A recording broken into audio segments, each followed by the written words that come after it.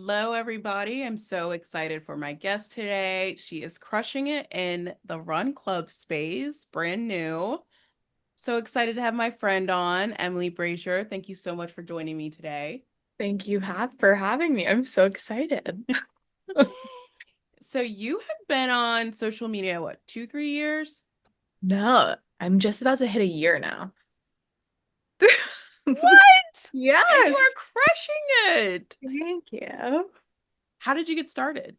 I had just been seeing everyone. There were a couple people who therapists like in the social media space that I saw and I just really like their content. And I was like, oh, I want to do that. But I think I was like always kind of scared.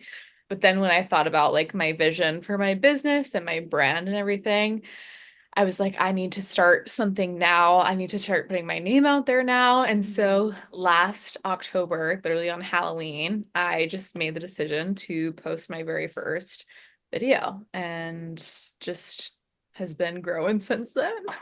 OMG. So like literally Yes. like you're about to hit a year. Yeah. Yeah. That's so exciting. And now you're building a run club. Yes. Which has been even more exciting and has been so amazing to see and be a part of. What was the process like? Yeah.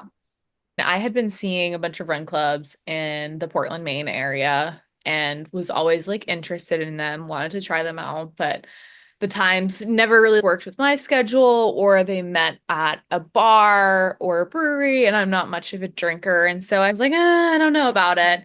And I was like, I wonder what it would be like if I started my own, but I didn't really know how to do it or what that would look like. And, felt really inspired by some people, especially you yourself. And so after we had like that phone call together where you just heard how much you were crushing it, I was like, I felt so good leaving it that I was like, I'm just gonna like bite the bullet on Mhm. this run club thing and ended up just making a little flyer and posting it. Was gonna meet at like a local community trail. And then over 30 people ended up showing Mhm. to the first one. And I just decided that since there was a demand that I was going to make it a regular occurring thing. And we've been doing it weekly since, and we've been averaging about like 25 to 30 people at each run, which has been absolutely insane to me. We're almost going on 2 months now, and we have over 120 members on Strava, which is insane. So exciting. I mean, it's a run club, so there's like that fitness movement Yeah. element, but there is a huge emphasis on community. Yeah. Yeah. I really wanted it to be a space where people could just show up as they are and have no expectations about running because realistically, everyone can just like go and run on their own. They're coming to this space Mhm. because like they're craving connection or community.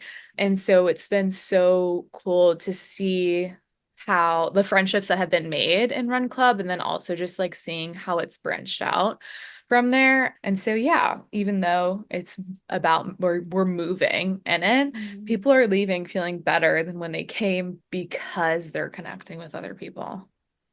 And it's that reminder that even after COVID, like people are gravitating towards in-person events. Like we've gotten comfortable with online, with virtual events, with connecting through social media, but there is something so special about being able to connect with people in person, to see them, feel the energy, and move with that. Absolutely. I mean, like when I started, I was obviously really nervous and I didn't even realize how much I was craving that sense of community until I was there.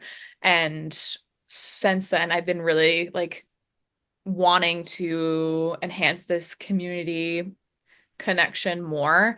And so we've been pairing with like local businesses, local small businesses like coffee shops, fitness studios, breweries, whatever, to just kind of give back to Mhm. our community that we have here. And that's been even special because I've been meeting so many cool business owners and feeling inspired by them as well.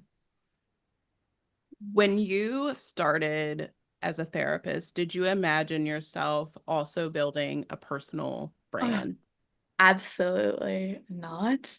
I think when I started as a therapist, I was like so surprised that I was a therapist because this was not a path that I saw for myself for the longest time. Like I did not decide I wanted to be a therapist until honestly my last year of grad school when I did my internship at a private practice and was like, oh, this is what I want to Mm. do.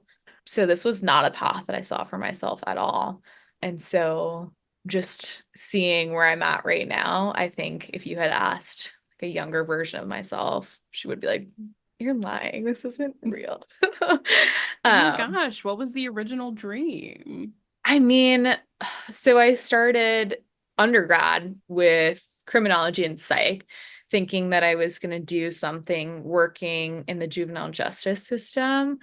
That switched in 2020 around the George Floyd movement. I decided that like my version of helping people was going to be through a different path, opted to choose clinical social work. Still thought I was going to work with like children and adolescents, maybe doing like some clinical case management type stuff, working at a nonprofit. And I really thoroughly enjoyed the work that I did at our homeless center for the youth who are experiencing homelessness. But obviously, that is a high demand job. I noticed myself feeling really burnt out. Mental health didn't do the best there. And so Mhm. when I was done there and moving into my last year, of grad school or my last like internship, I was like, I'm gonna try something totally different. And I tried private practice. I tried a totally different population that I was used to and found out that I actually loved it so Mhm. much more because I was able to prioritize myself. So Was it hard to let go of that original career path? I think it was hard in the sense of I felt confused and I felt that imposter syndrome coming in because I was like, I'm a therapist. Like, what? This is so Mhm. confusing. And I think that imposter syndrome lingered for a long time because when I was working in undergrad, I was working as a behavioral health professional, worked as a case management after, as a children's case manager after.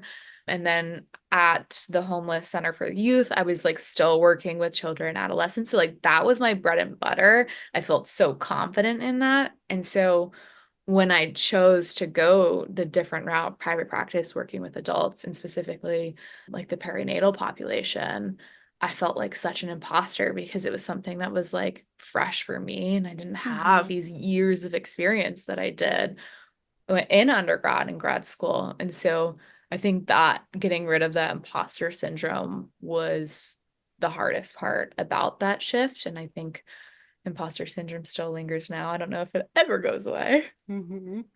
And you work towards something very specific for a long time.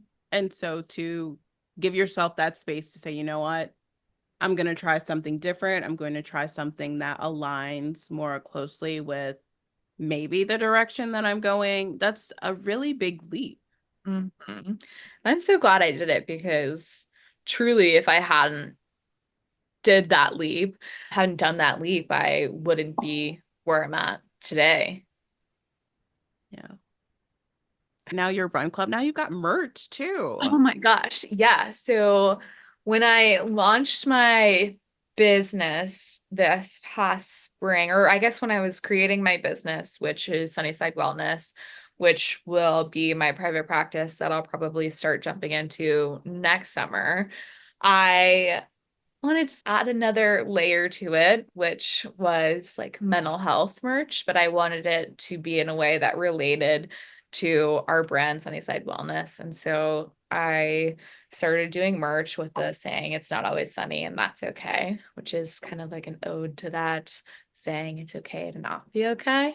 And so I just wanted it to be a reminder if people were out and about wearing the merch that even if like a stranger happened to read it and they saw it, they could feel a little bit better. Just like Mm-hmm. it's my way to like normalize mental health. Adjacent encouragement too. Yes. Yeah, absolutely. I think like it can be a conversation starter sometimes too, right? Because I have sometimes people ask me like, "Oh, what does that mean?" And I'm like, "Well, let's think about it, right? Mhm. Like you don't always have to be okay to like be okay. I think a lot of times that we feel like we need to mask negative feelings, sadness, mental health. And so if we just start having a conversation of like it's normal, then can inspire people. Why is community building so important to you? Mm. I think I've always just had a strong like craving to have give back to the community because I lived a really privileged life and giving back was something that let me redo that. You can cut this out, right? I don't know how I want to word this. Is it okay that I'm thinking about this right now? Mhm. I feel like, yeah, I don't know how to say this without. That's a big question. Say it again. Welcome. Welcome to the other side of the microphone. What is the question again? Why is community building so important to you? Okay, I have a different thing. Yeah, it's so important to me because I think having sense of community is so crucial for your mental health. And I think it's one way that we can make the access to mental health or conversations around mental health or promoting mental health a little bit better. And so I wanted to create community in the sense of like creating this run club can get people out, meeting people, having conversations, moving their bodies, which all of these things have links to try and go against depression, right? We know that Mhm. isolation and loneliness are risks for depression. And so if I can create a space and hold a space for people to connect, then hopefully it is Mhm. promoting like mental well-being in our community. Mhm. It's that idea that we don't heal in silos, we don't heal in isolation, but really being around people, being seen by others allows us the space to experience that acceptance and love that we wouldn't necessarily experience on our own. Yeah. And I think like meeting people who hold similar values to you and can connect with you when times get tough is really important. And I've been able to see that in just the space that I've created already where people can connect through Run Club and then connect after and be able to like support one another in really difficult times. I mean, what's so impressive about the Run Club is it was meant to be a one-off, like a bi-weekly, maybe once a month, but it had people have really gravitated to Mm. it and local businesses have gravitated to it. It is something that people are now seeking out, and it's just a reminder we never know what's going to resonate with other people until we put it out there. Yeah, absolutely. I mean, when I thought of this idea to create a run club, like you and I were FaceTiming each other, and I was like, should I do this thing? Like, hell yeah, right? And I think, like, for me, I was obviously really intimidated and scared, but decided to do it anyways and decided to just like bite the bullet and was like, I'll figure it out as we go. And then having that first event and then having people ask me, like, when is the next one? When is the next one? Are there going to be more? Are you going to continue it? I was like, holy crap, like, there is a huge want for this in this community. And so I felt really cool being able to provide that like on a regularly occurring basis. And so now that we're meeting every single week, it's been so fun. And I've been benefiting from it. I leave there feeling so happy. My cup is filled. I've been meeting so many cool people, people from all around the country pretty much. Um, who've like recently moved here and have been like kind of like afraid to make new friends or scared or like don't know how and they just show up in this space and then Mhm. they're meeting people. So it's been, I don't know, it's been filling my cup. My cup has been full, overflowing, and I think a lot of it has just been my sense of community has been is the strongest that it has ever been. Mhm. Now, do people have to be runners to join this run club? No, absolutely not. One of the things that I talk about in my videos when I post about is if you run, if you want to run, if you want to get into running, or you like want to walk, you're welcome. Like it is not a space for athletes. Like we're not getting together and like working on PRs or anything like that. We're just getting together and having conversations. And so people of all paces, even if it's walking, are welcome. We just ask that you just like bring good energy. Mm-hmm. What's your vision for Sunnyside Wellness? Mm. Yeah. When I started this business, I really, really wanted it to be more than just like a business. I wanted it to be a part of the community. I wanted it to be a place that connects people, a place that gives back. The initial ideas for it to be the home of my private practice where I see clients, but I also envision it being a space in the future where we have a physical location and can be able to provide a whole array of different wellness activities from yoga, Pilates, or Reiki healing or acupuncture, just like a whole wellness space, like a one-stop shop for wellness. But also, I want it to be a space where we can host the community, bring them together, and have it be like a big part of this like Portland, Maine community alone. And so Mm-hmm. one of that visions was doing like frequent fundraisers, whether that was like twice a year or once a year. That was something that felt like really important for me because obviously being in private practice, it is a little bit more flexible with compensation and time. And for Mm-hmm. me, like community lately has been what has felt both a combination of something like self-care for me because it's making me feel fulfilled and it's inspiring me and making me feel good, but also it's like serving a purpose in my like professional sense of wanting to give back. And so, yeah. What's been the most challenging aspect? Mm. The most challenging aspect so far has ultimately just been trying to figure this all out. When I made the decision to start Sunnyside Wellness this year, it wasn't because I wanted to start my brand right now. It was because I felt like time was quickly fleeting. Mm-hmm. And the person who Sunnyside's name is an ode to, my grandmother, her health started to decline. And this felt like something that I just needed to make happen now. And the only problem with that is I had no clue what I was doing. I didn't know how to even like sign up for my LLC. I didn't even know what I needed to do. And so I kind of jumped into it blindly and have been figuring out as I go. And I think the most challenging aspect has been like the imposter syndrome that comes in because I have this business now, but I'm not really doing a ton with it other than my run club. And I feel confusing or like feel like I should be using it because I put so much time and energy into Mm-hmm. creating it. And so I think that's been a little bit difficult because I'm like, what am I doing? But yeah. No, it's so tricky because we start businesses with one intention. We have one vision, one goal in mind, and then life happens and it flourishes into something that we would not have ever pictured. And I think that's part of the beauty of like entrepreneurship Yeah. and building a brand is that it gets to ebb and flow as much as we let it. And I think that's the key word too, is like allowing that process to happen naturally. Yeah.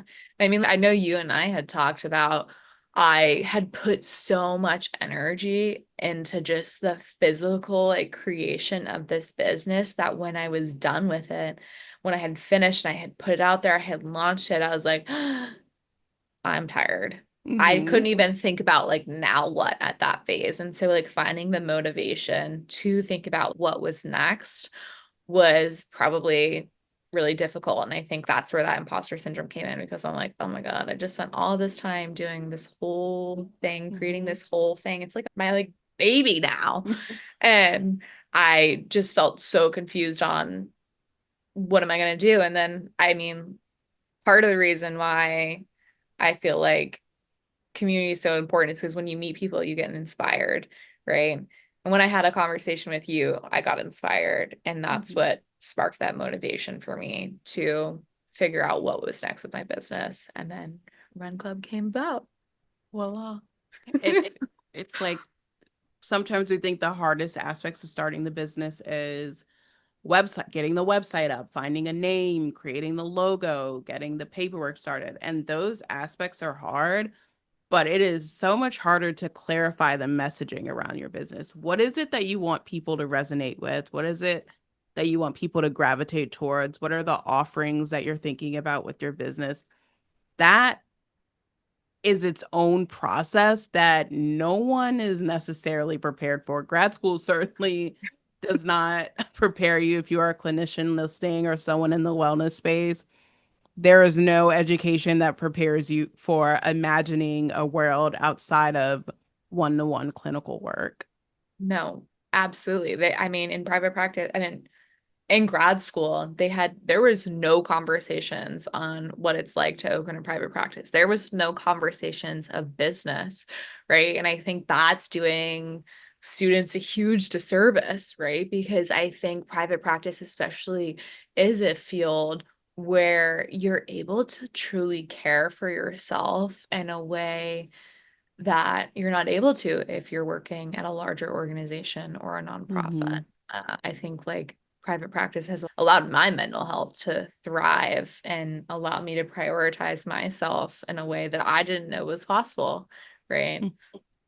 Yeah, it's especially now that a lot of private practitioners are on social media. There's this reimagining of what the work can look like. You don't need to sacrifice yourself for the work. You don't need to compromise your own energy, your own like free time. Like, yes, we want to be thoughtful of our clients' schedules and we have to keep in mind our own schedules if we want to show up and offer that quality care. And so social media has given private practice a megaphone that it didn't have before.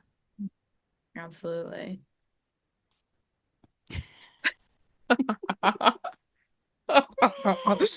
Yes. Period. Well, Emily, where can people find you if they want to learn more? Yeah, so you can find me on both Instagram and TikTok at underscore healing with Emily underscore, or you can follow my business page, which is at Sunnyside Wellness Me. You're showing up, you're putting yourself out there, and you are building an in-person community. And I'm so excited to see how it continues to evolve. Thank you so much. Thank you for having me too. Of course.